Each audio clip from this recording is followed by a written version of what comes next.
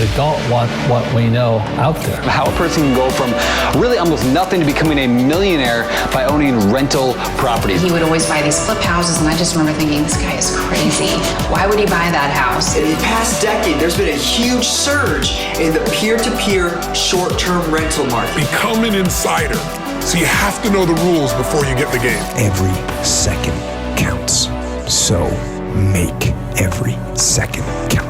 Welcome to the Real Estate Jam. Whether you're just beginning or the best of the best, we're glad you're here. We will share successes, failures, and strategies for the action-taking real estate investor. And now to your hosts, JD and Melissa.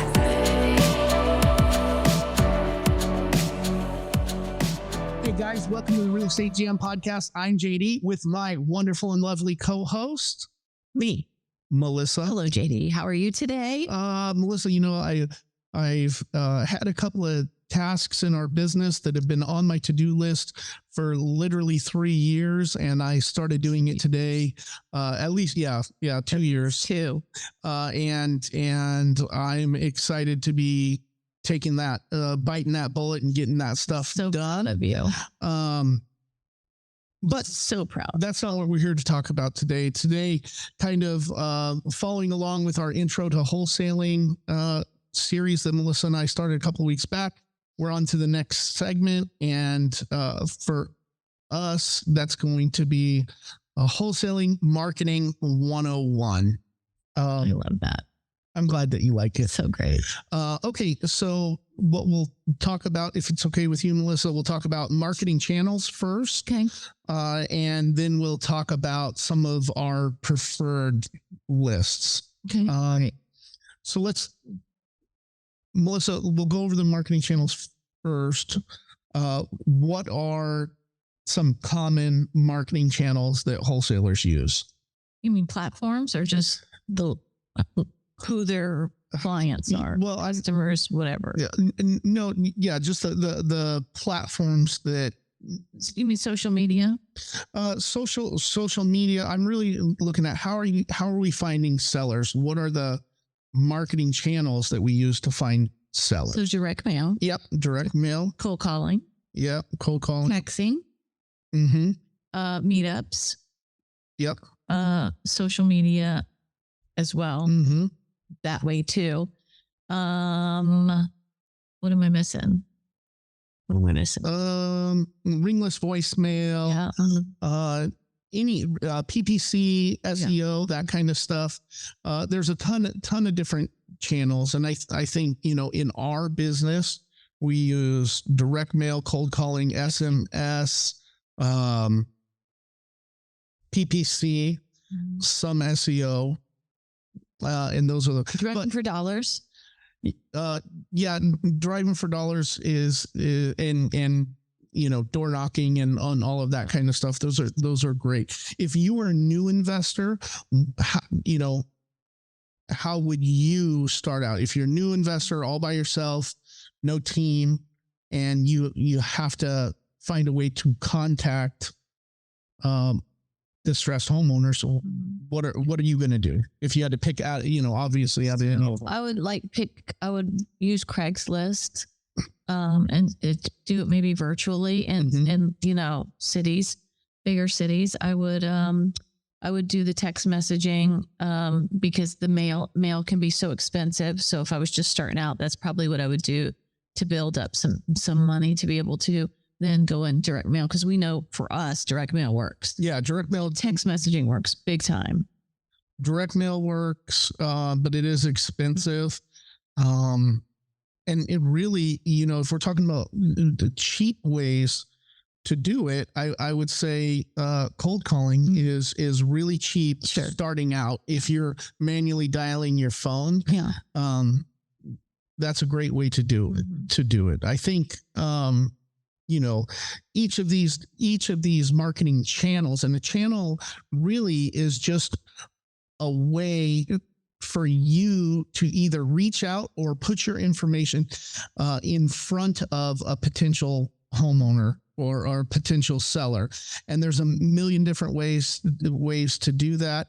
But the whole idea of marketing for distressed sellers in real estate investing is, when you think about it as a funnel, the first stage of getting somebody into your funnel is the awareness phase. If they don't know who you are, you can never be put in a position to solve their problem and make that money. So there's a billion different marketing channels. I mean, you could even do newspaper ads, billboards, the signs on the side of the road. Yeah, bandit signs. There's a ton of different ways. The most important thing when you're new and you're picking out a marketing channel that you want to use, one, you need to make sure that you're actually going to use it and you're going to use it consistently, because using that marketing channel consistently is what's going to give you the consistency in your business. If you're nice. That was a good one. If you're not marketing all the time, you're going to have kind of the accordion effect in your business. Like you'll get a bunch of deals and you won't get any deals. You get one deal, you won't get any deals. And really to avoid that is to be consistent. Yeah. And you have to do the long game, like you're saying. Mm-hmm. So you can't try something just for a week or a month or 2 months, because you're just throwing money away. You might as well not even start. Yeah, absolutely. When you're marketing on these channels, you're not going to send a postcard today and expect a call tomorrow. Yeah. One, it takes time for it to get to the mail.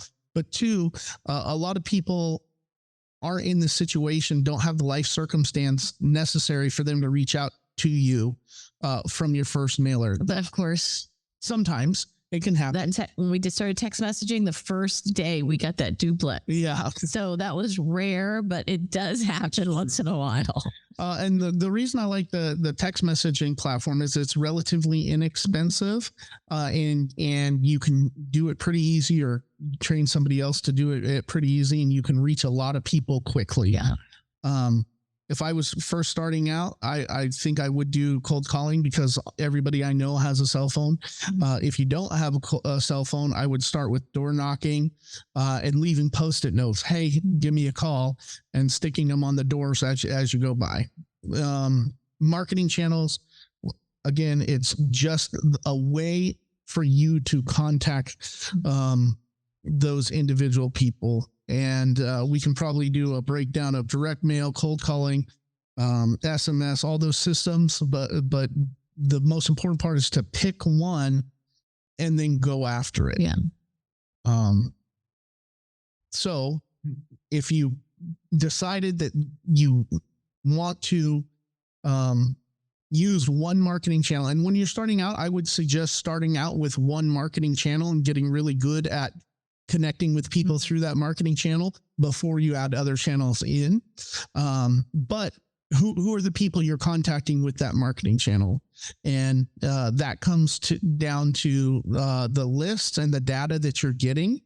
So, Melissa, if you want to talk about some of our favorite lists and how we get them, or how we find them, and then how we use them. Yeah. So my personal favorite is code enforcement, especially in any areas that have been through storm or storm damage. There's any natural disaster, really, true. Right? Like fires in California, or tornadoes in Oklahoma. Yeah, no, true. So those are my favorite. And so you just get those. That's pretty easy. You just send a Freedom of Information Act to the city. And they don't give it to you for free, but it's a nominal amount, and they'll give you the list of what the code enforcement issues are, and then the people and the addresses, which I think is awesome. So that's my personal favorite. Yeah. And if you're using direct mail and or door knocking, you don't have to skip trace that list. Yeah. Door knocking's probably hard when you're doing like after natural disasters, right? But because they're not going to be there. Where you would say skip them, get those phone numbers, because those don't change on those cell phones. Yeah, that's right. I think my personal favorite list, and it costs more time than it does money, or if you have a bunch of money, you can pay somebody else to do it for you. But the Driving for Dollars list, because you can see the physical signs of distress on the property, knowing that there's a problem. Snap a picture. Yep. Take a picture of it. You can send them a postcard. But starting out, I would definitely get a list and skip trace it, and then cold call them. and go that route. That driving for dollars list has been one of the most profitable for us in our business, but it's also one of the harder lists to get, because there's no way to get a driving for dollars list without driving for dollars. There's a benefit to that too, because if somebody's a virtual wholesaler in your market and they don't have a big team and a system in place to do that, they're not going to have access to that list, but they will have access to the tax delinquent code enforcement list and those kind of things. So there is some benefit to that. And really, if you have more time than money, you can spend your time driving up and down the streets and getting those properties and then working them together. Then, the bandit signs, I know we don't use them in our business, but a lot of newer wholesalers have a lot of success with that marketing channel, and then the list that comes from that, inbound versus outbound marketing. But I think the other lists that we like are the pre-foreclosure, foreclosure list, probate lists, which is another one that if you have enough time, you can pull that list yourself directly from the county or the county website. And we found a lot of benefit with that, especially if you match that probate list up to out-of-state owners and that kind of stuff. We've seen a lot of success there. Water shutoff list, that's another good one. Mm-hmm. There's a lot of lists, and you can get them with just doing a little bit of research. The best list to get is going to be the one that you market to consistently with whatever channel you've decided. So I guess the main takeaway from marketing channels and lists is you have to do it consistently. Melissa, and try to stack them. That's great. Yeah. Like, what does that mean? What is stacking the list? So it would be like, so we skip them, then we direct mail piece to them, then we text them, and then we also cold call them. So we try to hit them at least on all three of those. Yeah, let's hit them from the multiple different channels. And if you can find a way to identify properties that are on your driving for dollars list, also on the code enforcement list, and also on the water shutoff list, you're going to have a higher probability of finding somebody who needs to sell with those multiple lists, hitting them in those multiple channels, than you will just one or two. Yeah. Good word. Good for. So just so that you know, JD will deep dive into this. If you want a 30-minute call with him, invest with JD, and I think it'll be in the notes, right? Yeah, we'll put the link in the notes. Yeah, so you can book a 30-minute free call with him, and you can deep dive into that and help you. Awesome. Awesome to you. Good word. All right, guys, we'll catch you on the flip side. Thank you for listening to the Real Estate Jam. We hope you enjoyed today's episode. For more information, check out our website, therealestatejam.com, or find us on Instagram, Facebook, and Twitter at The Real Estate Jam. If you have any questions, feel free to drop us an email at therealestatejam@gmail.com. See you next episode.